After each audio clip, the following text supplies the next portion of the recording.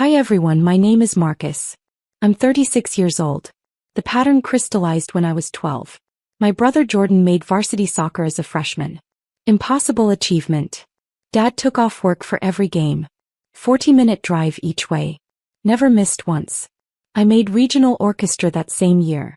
First chair violin. State competition in the spring. Mom said, "That's wonderful, honey. Can you get a ride with someone? We have Jordan's tournament that weekend." Mrs. Patterson, my orchestra teacher, drove me. 3 hours each way. We stopped at Cracker Barrel on the way home. She bought me pancakes and said, "Your parents don't know what they're missing." I was 12. I believed her. High school continued the pattern. Jordan's soccer banquet. Both parents, dress clothes, speeches about his future. My orchestra concert at Carnegie Hall. A genuine Carnegie Hall Youth Program performance. They sent a card. "Wish we could be there. Jordan has playoffs. So proud of you." The card arrived 2 days after the performance. College applications senior year. Jordan applied to 3 schools. All soccer scholarships. Dad hired a consultant for $8,000 to optimize his applications. I applied to Juilliard and 7 backup schools. Got into Juilliard with partial scholarship. Got into Yale as a safety. Dad read the acceptance letters at breakfast. "Juilliard," he said slowly. "That's in New York." "It is. Expensive city. I have scholarship money. Not full though, right?" "Partial." He folded the letter. "Set it down. Well, Jordan's scholarship offers are coming in. We need to make sure we can cover both of you." Jordan's offers arrived. Full rides. 3 of them. Dad chose University of Michigan. Celebrated with dinner at Morton's Steakhouse. 40 people. Open bar. Beaches. My Juilliard acceptance got a graduation card with $200 inside and a note. "For books or supplies. We believe in you." Jordan's graduation party cost $15,000. Mine was cake from Costco and 20 people in the backyard. I went to Yale instead. Full scholarship. Studied economics because it felt practical. Safe. Played violin in the university orchestra but never mentioned it at home. When Dad asked how school was going, I talked about my business classes. His eyes stayed focused when I did. The internship came junior year. Goldman Sachs. Summer analyst program. Competitive. Brutal hours. I loved every minute. The offer letter arrived senior year. Full-time analyst position. Starting salary $85,000 plus bonus. I called home. "Dad, I got the Goldman offer." "That's great, son. Hold on, Jordan. Your brother got a job. Jordan just signed with a professional team. Development league, but it's a start." That's great. We're so proud of both of you. Hey, your mother wants to say hi." "Jordan, tell Marcus about the signing bonus." Jordan's signing bonus. $50,000. My Goldman salary. More. But his came with a press release and my parents' Facebook posts. Mine came with a congratulations text. The years at Goldman moved fast. Analyst to associate to vice president in 5 years. 80-hour weeks. Weekend work. Deals closing at 3 a.m. My apartment was a place to shower and change clothes. The salary climbed. $150,000. $220,000. $340,000 with bonus. I paid off student loans. Then Yale's loans for the scholarship students who'd come after me. $100,000 donated anonymously because someone had helped me and I could pay it forward. Jordan's professional career stalled. 3 teams in 4 years. Injuries. Benchwarming. Finally cut. He moved home at 27. Dad got him a job at his insurance company. Entry level. $45,000 a year. Dad called me. "Marcus, Jordan's going through a tough transition. Could you talk to him? He could use some career advice." "Of course. Have him call me." Jordan never called. The first Christmas exclusion happened when I was 29. Thanksgiving, Mom called. "Marcus, honey, about Christmas. We're keeping it really small this year. Just immediate family. Jordan's going through so much with the career change. We want to give him space to process." "I'm immediate family. You know what I mean. Jordan needs us right now. You're so independent. You understand." "How many people are coming?" Pause. "Well, Jordan obviously. Your Aunt Linda and Uncle Rob. The cousins. Jordan really needs his cousins right now. Grandma and grandpa. Maybe 12 total. But no room for me. It's not about room, Marcus. It's about what Jordan needs. I spent Christmas in my apartment. Ordered Chinese food. Watched their Facebook post. Perfect intimate family Christmas. Caption under photo of 16 people around the table. Jordan center frame. Send a hat. Smile wide. Everyone looking at him. I wasn't in the background. I wasn't cropped out. I simply didn't exist in their frame. Year 2 same script. Marcus, we're doing Christmas at Jordan's new apartment. It's small. Really tight space. We can see you another time. I checked Jordan's social media later. His apartment was 1,800 square feet. The Christmas photo showed 19 people. Catered food. Matching pajamas.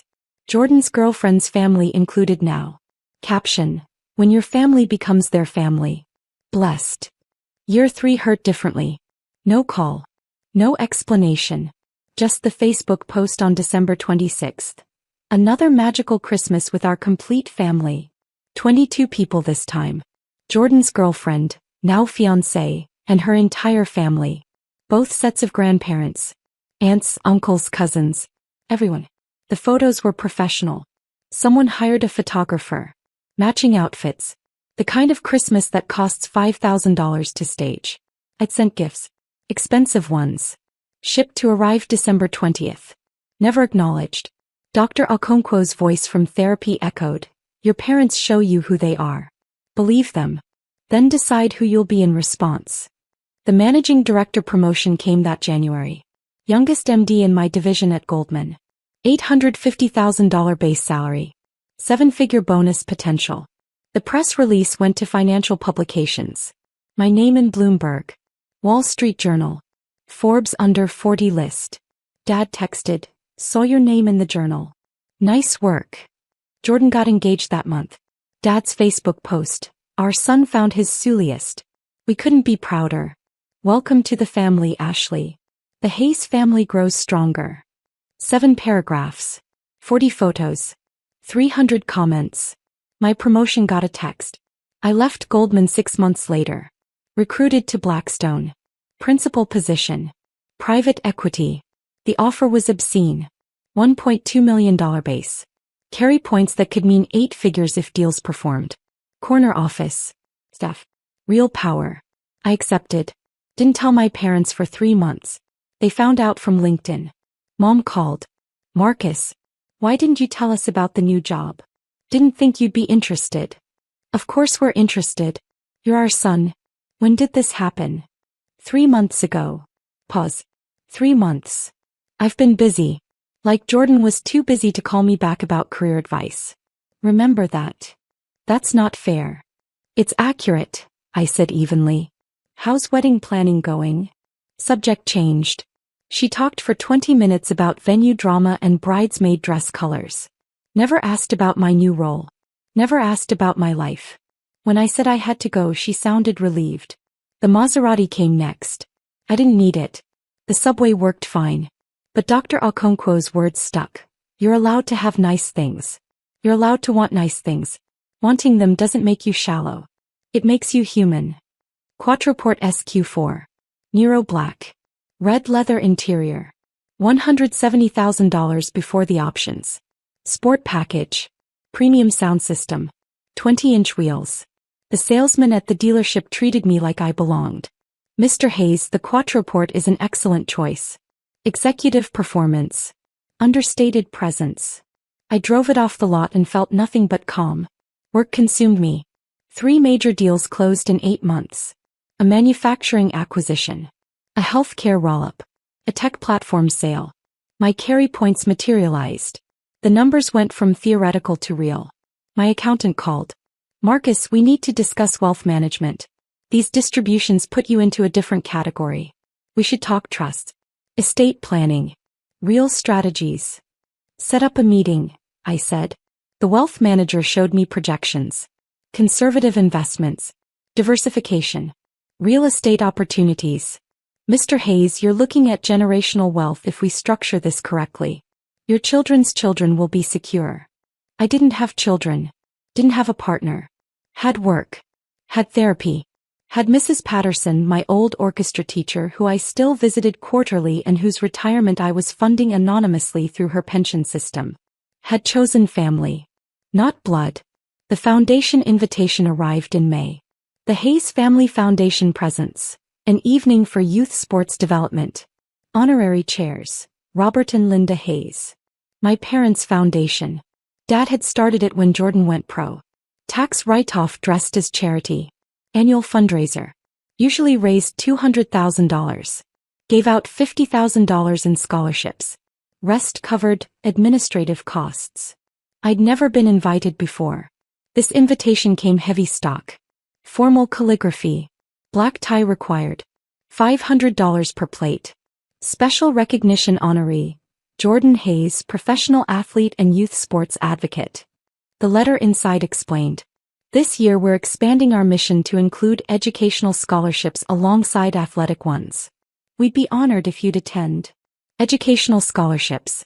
After 3 Christmases with no room for the son who actually got the education. I RSVP'd yes. Single ticket. Didn't mention I was coming. The event was at the Ritz-Carlton. Ballroom glittering. 500 guests. I arrived alone. Valet took the Maserati. His eyes widened slightly. Beautiful car, sir. Thank you. Inside cocktail hour hummed. Tuxedos. Evening gowns. Country club crowd. My parents' social circle. Dad's insurance clients. Mom's book club friends. Jordan's former teammates and their families. I took champagne from a passing tray. In the room. Found Mom first. Navy gown. Diamonds. Holding court with 6 women. Laughing. Animated. Hostess mode. Dad stood near the bar. Tuxedo. Talking to men his age. Gesturing with scotch glass. Jordan beside him. Also in tuxedo. Ashley on his arm. Red dress. Pregnant belly showing. Maybe 5 months. I hadn't known she was pregnant. I worked the room strategically. Introduced myself to board members of other foundations. Talked to the event planner about logistics. Found the scholarship committee chair, a woman named Patricia who'd taught at Jordan's high school. Patricia Hayes? I extended my hand. Marcus Hayes. Robert and Linda's son. Her face brightened. Marcus. Of course. Your parents talk about you. Do they? Well, Jordan more naturally, but they're so proud of both boys. Are you in finance? I feel like Linda mentioned that once. Private equity. Blackstone. Her eyes widened. Blackstone. My goodness. That's impressive. You must do very well. I do fine, I said neutrally. Tell me about the scholarship program. I'm interested in the educational component. We talked for 15 minutes. She explained the new direction. Robert felt the foundation was too narrow. Jordan suggested expanding to kids who excel academically. We're starting small. 2 scholarships this year. $10,000 each. That's generous, I said carefully. We're hoping to grow it. But fundraising is challenging. Most donors come for the sports angle. Education doesn't have the same excitement. I might be able to help with that, I said. Let's exchange cards. Mom spotted me during her second pass through the room. Her champagne glass froze halfway to her lips. Face cycled through confusion, recognition, shock, and then something calculated. She touched Dad's arm. Whispered. His head turned. They saw me. Both of them. Together. Mom recovered first. Smile activated. Arms spread. Crossed the room in designer heels. Marcus. Sweetheart. You came. He hugged me. Air kiss. Perfume expensive. Why didn't you tell us? We would have saved you a seat at our table. Last-minute decision, I said evenly. Didn't want to impose. Impose. You're never an imposition. You look so handsome. Is that Brioni? Tom Ford. Gorgeous. Where's your date? Did you bring someone? Flying solo tonight. Dad arrived. Handshake. Firm. Eyes assessing. Marcus. Good to see you, son. Glad you could make it. Wouldn't miss it, I said. Congratulations on the expanded mission. Educational scholarships are important. Yes, well. Dad shifted. Jordan's idea actually. He wanted to give back to kids like. He paused. Realized what he was about to say. Kids who work hard. Kids like me, I finished quietly. It's fine, Dad. You can say it. Awkward silence. Jordan approached. Ashley beside him. He looked good. Older. Softer around the middle. Happy. Marcus. Holy shit. You're here. We hugged. Real one. Jordan had never been cruel. Just oblivious. Golden child doesn't notice the shadows. Congratulations, I said. Nodded to Ashley's belly. I didn't know. Yeah, we're announcing tonight. During Dad's speech. Jordan grinned. First grandkid. They're losing their minds. I bet. I looked at Ashley. Congratulations to you both.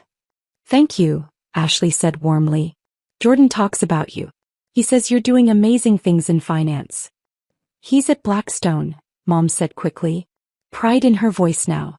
Very prestigious. Blackstone. Jordan's eyes widened. Dude, that's huge. Are you like rich now? Jordan. Mom hissed. What? I'm just asking. He laughed. Marcus, seriously, that's incredible. We should grab dinner. Catch up properly. We should, I agreed. Meant it. Jordan was never the problem. An older woman approached our circle. Fisha. Robert, the photographer, wants family photos before dinner. Of course. Dad straightened his bow tie. Marcus, join us. Family photo for the foundation materials. I smiled. Small. Even. No thank you. Mom blinked.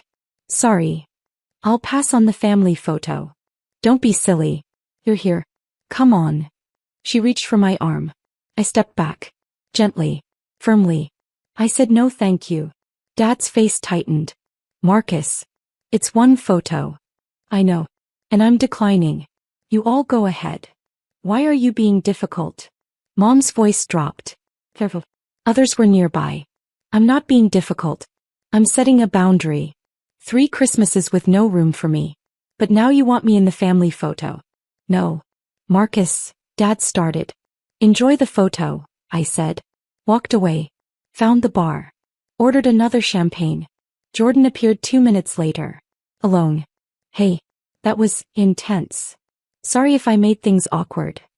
No, I get it. He rubbed his neck. I didn't know they weren't inviting you to Christmas. Really? I swear. They just said you were busy. Working. I believed them. He looked genuinely confused. You really weren't invited? Facebook photos don't lie, Jordan. Count the people. Check the captions. Complete family. Where was I? His face fell. Fuck. Marcus, I'm sorry. I should have asked. Should have noticed. You were busy, I said. Not unkind. Just factual. You were always busy. That's not an excuse. No, I agreed. It's not. But it's reality. Dinner began. I sat at table 7. Generic placement. Near the back. Filled with strangers who'd bought tickets. Introduced myself. Made small talk. They asked what I did. I kept it vague. Finance. Dad's speech came after the salad course. He stood at the podium. Comfortable. Commanding. Talked about the foundation's mission. Youth sports development. Character building. Life lessons from athletics. Then pivoted. This year we're expanding our vision. Because we've learned that excellence takes many forms. Not just on the field but in the classroom. In the arts. In the quiet dedication of young people pursuing knowledge. He paused. Looked directly at my table. At me. My son Marcus reminded me of that. Murmurs rippled. People turned. Looked at me. Marcus excelled academically, Dad continued. Yale. Goldman Sachs. Now Blackstone. He took a different path than his brother. We're proud of both our sons. Both paths matter. That's why we're adding educational scholarships. Applause. Polite. Warm. I didn't react. Kept my face neutral. Jordan spoke next. Thanked the foundation. Talked about youth sports. Then announced the pregnancy. The room erupted. Standing ovation. Ashley joined him on stage. They kissed. Mom cried. Dad beamed. I clapped. Genuinely happy for Jordan. For Ashley. For the baby who'd grow up golden. After dinner the silent auction closed. Live auction began. Trips. Sports memorabilia. Dinner packages. Jordan's signed jersey went for $8,000. Ashley's father bought it. Then Patricia took the microphone. Before we close, we have a special announcement. The foundation received an unexpected gift tonight. An anonymous donor has pledged $500,000 to endow the Educational Scholarship Fund permanently. Gasps. Genuine shock. This donation will fund 10 full scholarships annually in perpetuity.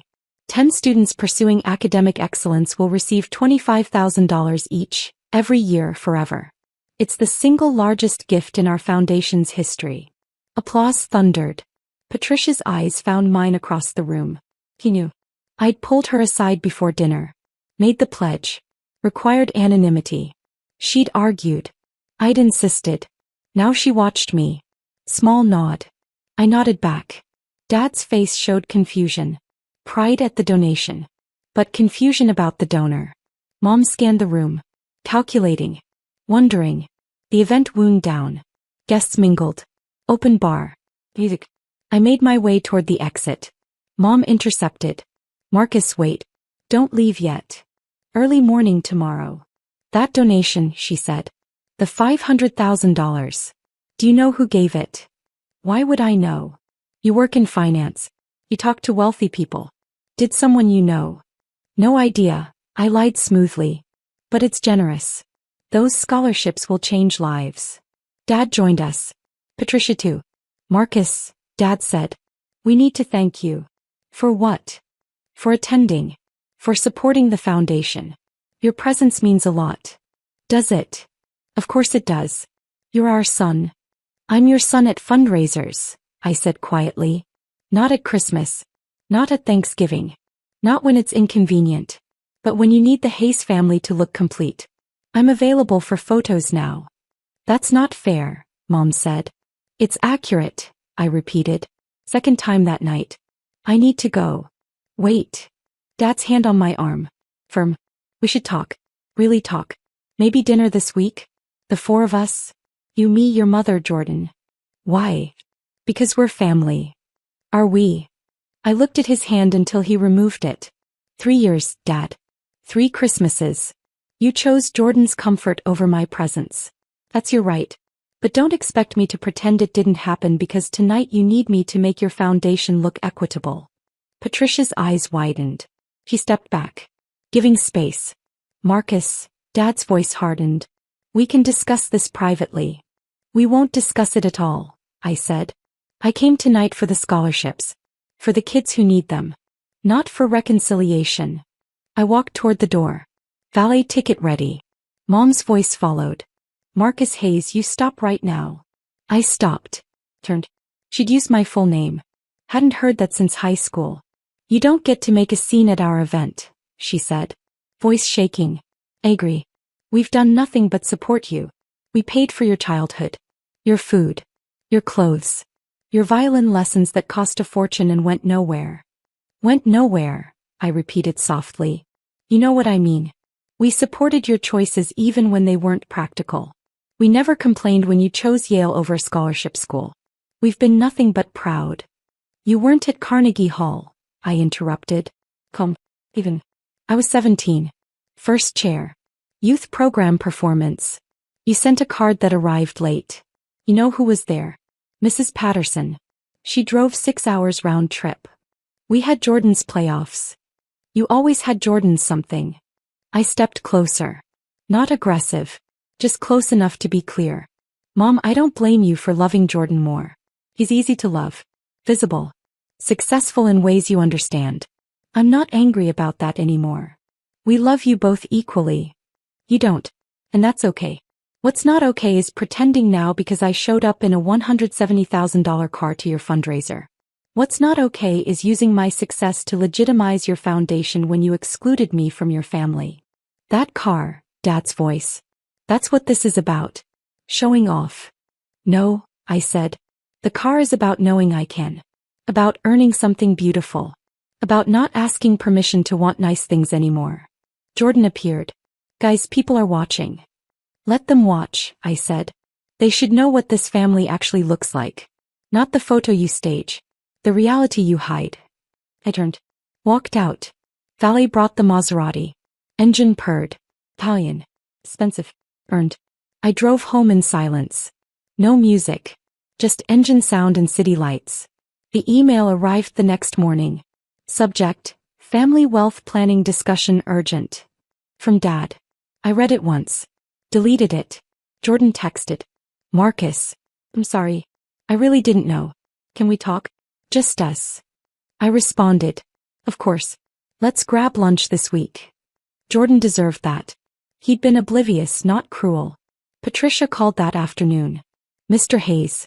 Marcus. I wanted to thank you personally. That donation, I know it was you. I required anonymity. I'm not telling anyone. But I know. And I need you to understand what you've done. 10 students every year. Forever. You've changed lives. Hundreds of lives. Maybe thousands over time. Good, I said simply. Why anonymous? Because it's not about me. It's about kids who work hard in ways that don't show up on ESPN. Kids who need someone to see them. Like Mrs. Patterson saw me. You're remarkable, Patricia said softly. I'm just paying forward, I answered. What someone did for me. Mom's messages started that evening. Texts. Then emails. Then voicemails. Marcus, we need to talk about your father's email. It's important. Your behavior last night was embarrassing. People are asking questions. Call me back. This is serious. We're your parents. We deserve respect. I didn't respond. Dad's second email arrived 3 days later. Subject: Final attempt, read this. I deleted it unread. Jordan and I met for lunch on Thursday. Small Italian place. Quiet. He looked tired. Ashley's morning sickness is brutal, he said. But we're excited. I'm happy for you both. Thanks. He pushed pasta around his plate. Marcus, I talked to Mom and Dad. About the Christmases. They said it wasn't intentional. That they thought you were too busy. Jordan. I set down my fork. They're lying. 3 years. 3 Facebook posts. Complete family. Did they not notice I wasn't there? Or did they notice and post it anyway? He sat with that. The second one. Right. That's fucked up. It is. What do you want me to do? Nothing, I said. You're about to be a father. Focus on that. Be better than they were. Notice both your kids. Not just the easy one. You think I think you're a good person, Jordan. But you're oblivious. You've been oblivious our whole lives. Not because you're bad. Because you've never had to notice. Everything came to you. Resources. Pride. You didn't have to look for it. His face reddened. That's not my fault. No, I agreed. It's not.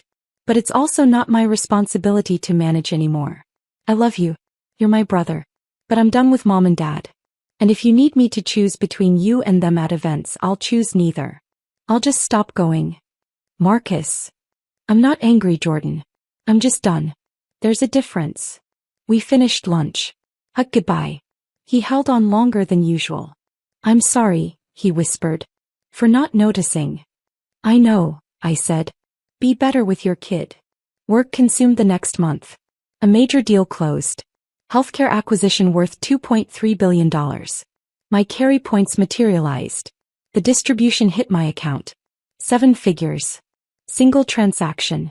My wealth manager called. Marcus, we need to meet. This changes your entire financial picture. We're talking generational wealth. Legacy planning. You're 36.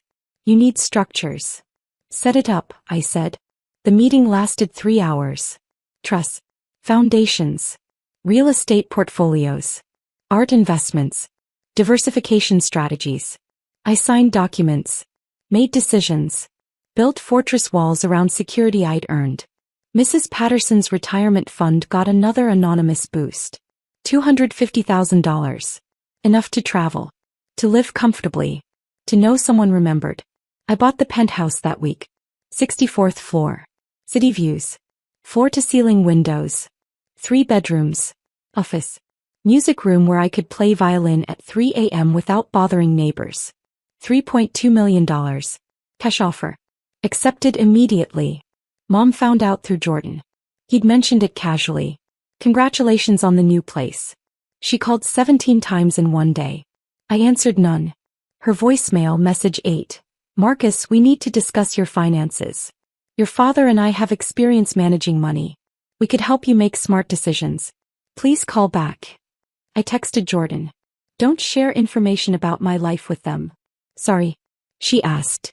I didn't think. I sent back. Dad's email subject. Investment opportunities family portfolio. I didn't open it. Just deleted. Their messages escalated. You're being childish. We're trying to help you. You'll regret shutting us out. Your brother deserves better than watching you destroy this family. That last one made me laugh. Sitting in my new penthouse. City lights below. Violin on the stand by the window. Destroy what family? The one they cropped me from? Dr. Okonkwo's next session I showed her the messages. How do you feel reading these? She asked. I sat with the question. Scan my body. No tension. No sadness. No rage. Free, I said. I feel free. Then you have your answer. I blocked their numbers that night. Their emails. Their social media. Set up filters. Anything from their addresses went straight to trash. No notifications. No intrusions. Done. Jordan texted. Mom's freaking out. Says you blocked them. I did. Why? Because I'm allowed to. Because their relationship with me is conditional on my utility. Because I'm done performing for scraps. That's harsh. It's protective, I corrected. I don't wish them harm, Jordan. I wish them nothing. That's not the same thing. They're our parents. They're your parents, I said gently. They were my landlords until I turned 18. We're not obligated to the same relationship. He didn't respond for 2 days. Then, I get it. I don't like it. But I get it. The foundation gala happened again the next year. I didn't attend. Sent a check instead.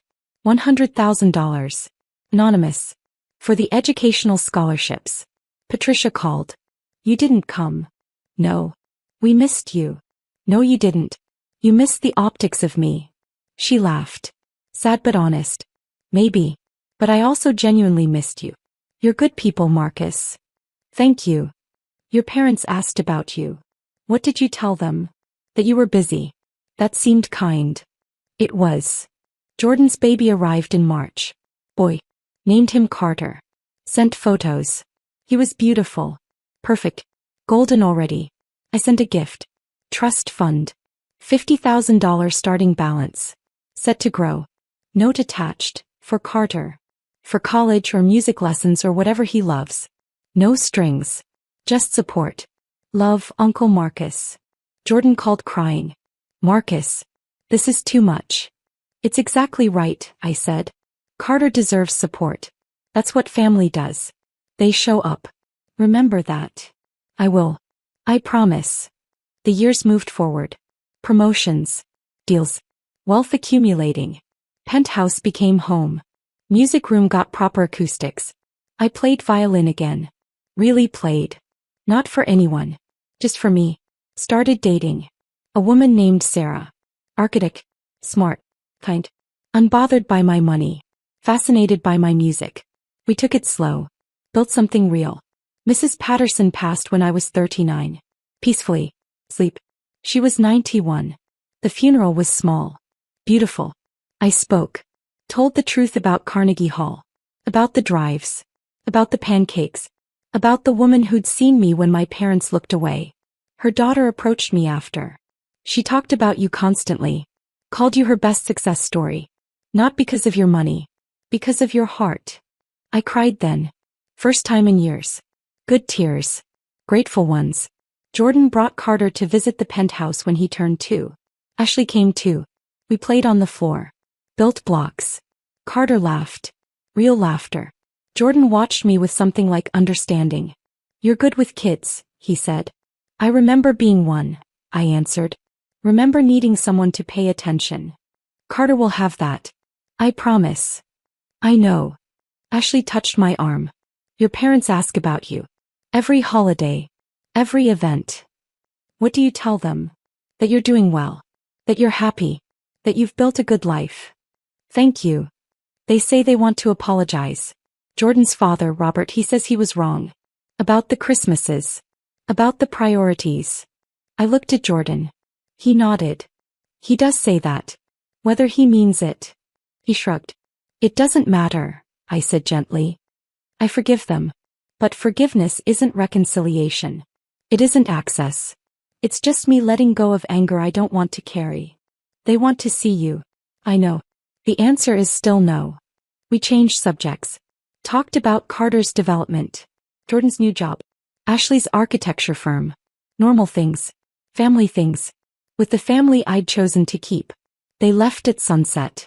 Carter waved from his car seat. Bye-bye, Uncle Marcus. Bye, Carter. See you soon. The door closed. Penthouse quiet. City humming below. Violin waiting. Sarah coming over later for dinner. Life full. Complete. Built from better materials than blood. The blocked numbers stayed blocked. The boundaries stayed firm. The peace stayed permanent. If you've lived this story, know this. Family isn't who raised you. It's who shows up. Who sees you. Who remembers you exist even when you're not convenient.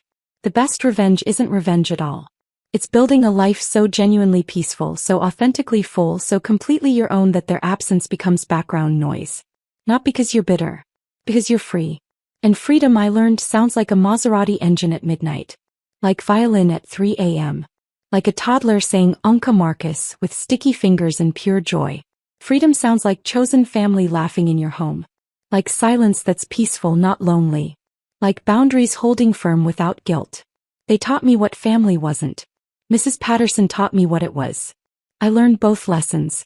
Built accordingly. The $170,000 car sits in the garage. The Patek Philippe on my wrist.